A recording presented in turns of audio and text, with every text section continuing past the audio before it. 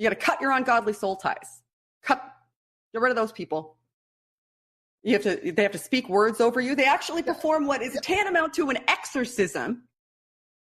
But we have laws to protect the elderly from abuse. How come we don't have laws in place to protect the mentally ill? Because they're taking advantage of people that are mentally ill and unwell. Yes, they are. I'm going to get more into why that's bad. Let me just read this. This particular client, and this is another way they get around it. They're very good with their use of language. So they won't flat out make a claim.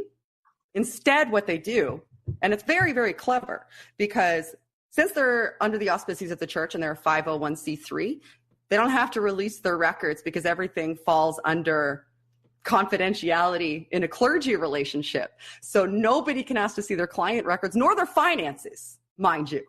And they get charity donations. They have an entire section on their website where you can make monthly donations, charitable donations, so that they can get this, help reach more people, and on a per case by case basis, possibly subsidize people that don't have enough money to pay for their services. Possibly subsidize.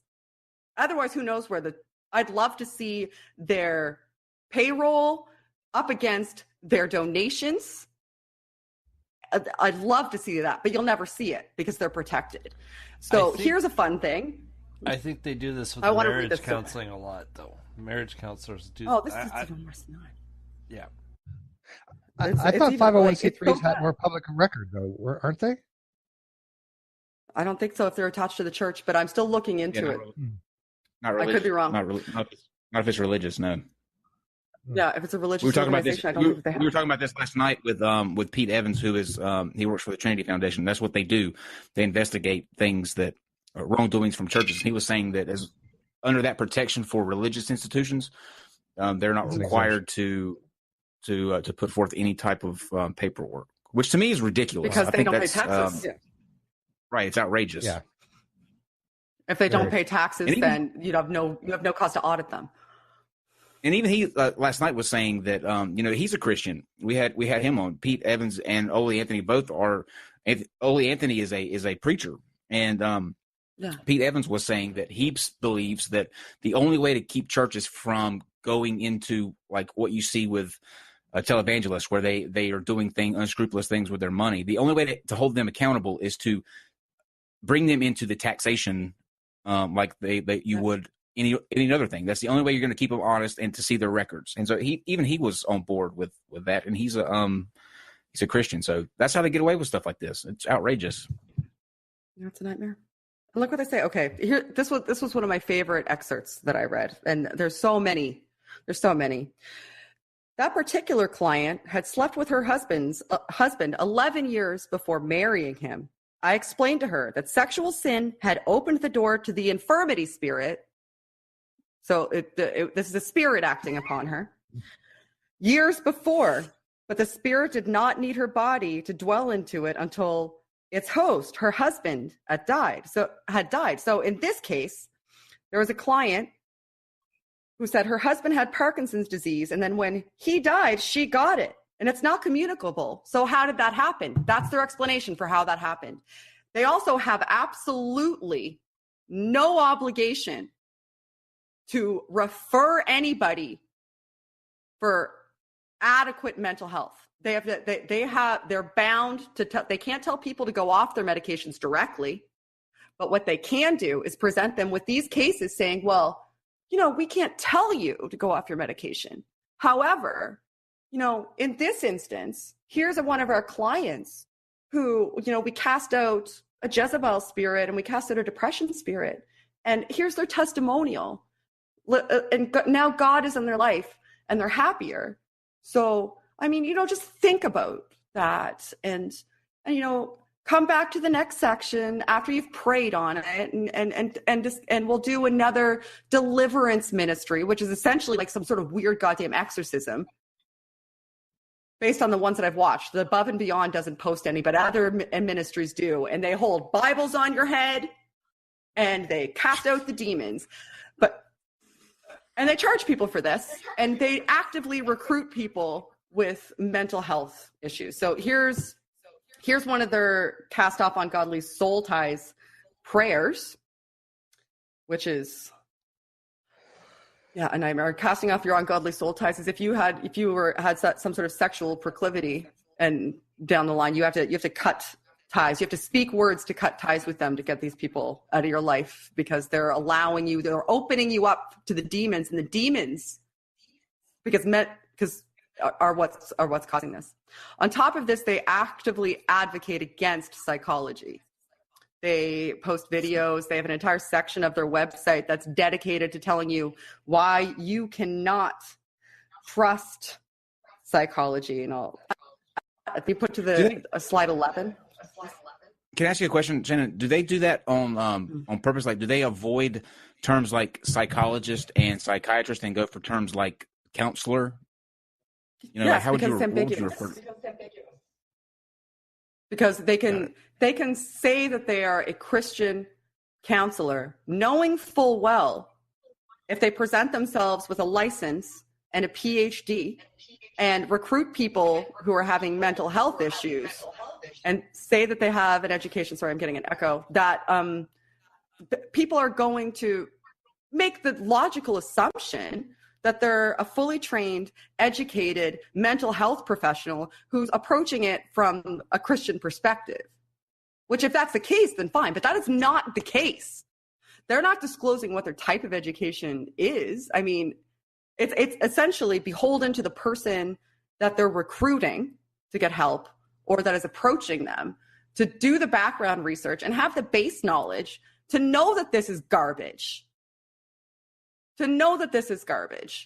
Otherwise, they're vulnerable people who are trusting the people that they're supposed to trust most, the people that are a part of their congregation who are speaking on behalf of God. That's insane. That is insane. And, absolutely. And it seems like it would be something out of like the 1800s, you know? It does. It really does. It does. You can't imagine this is something you would see in the 21st century. Yeah, and they're above board. That's what's messed up. The loopholes in the system that they found. I mean, it's brilliant. This guy made a fake curriculum, knew that he couldn't do anything with it, affiliated it with a church, created a licensing institution so that he could rubber stamp licenses, found another church to provide it essentially the artifice of accreditation, and then started recruiting people. And now it's kind of like a multi-level marketing scheme, because he'll also give you a cut if you recruit people through your counseling practice to go into the training.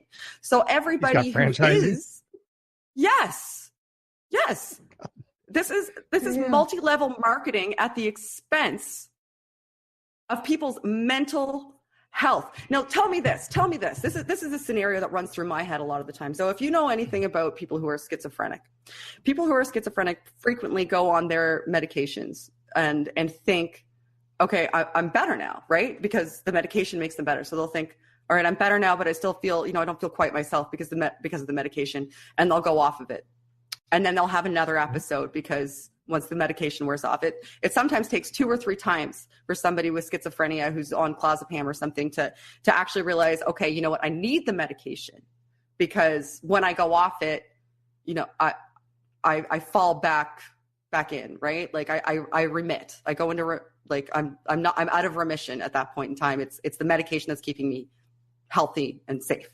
Now, if you're on your first bout of that, let's say you feel better and you stop taking your medication and you start to hear voices.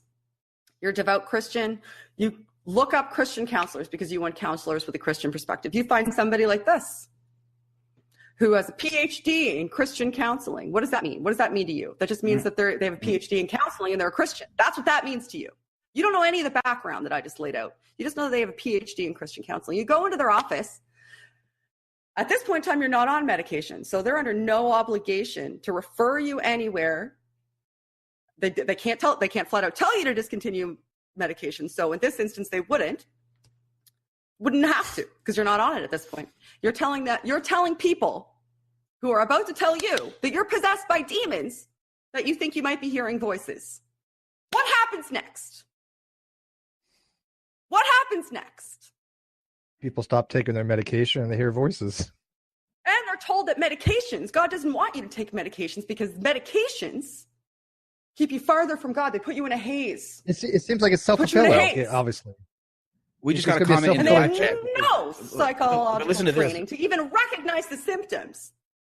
Listen to this, though. We just got a comment in the live chat from exactly what you're just saying. They said medication rarely helps people. Solving the root of the issue and talking is what helps. No, they both help. You can't do one without the. Yeah, you should do one without the other. You can't. I think there's a holistic approach to things, but and you cannot say that. And you need a professional to decide if you need the medication. Sure, right. Absolutely. I think that cognitive behavioral therapy is a massively important tool. And to a certain degree, I think medications are overprescribed. But if you have some form of psychosis or bipolar disorder, or you have a severe psychological, neurological, neurotypical depression, medication might be the only thing that helps you, or medication coupled with therapy. But you know who should make that decision?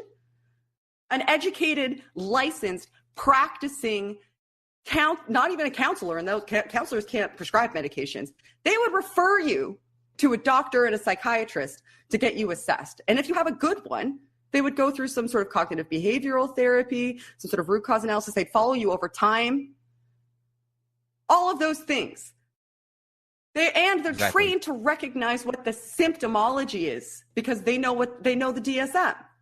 They know it inside out and backwards, and because they're licensed, they are required to keep up to date on the best research.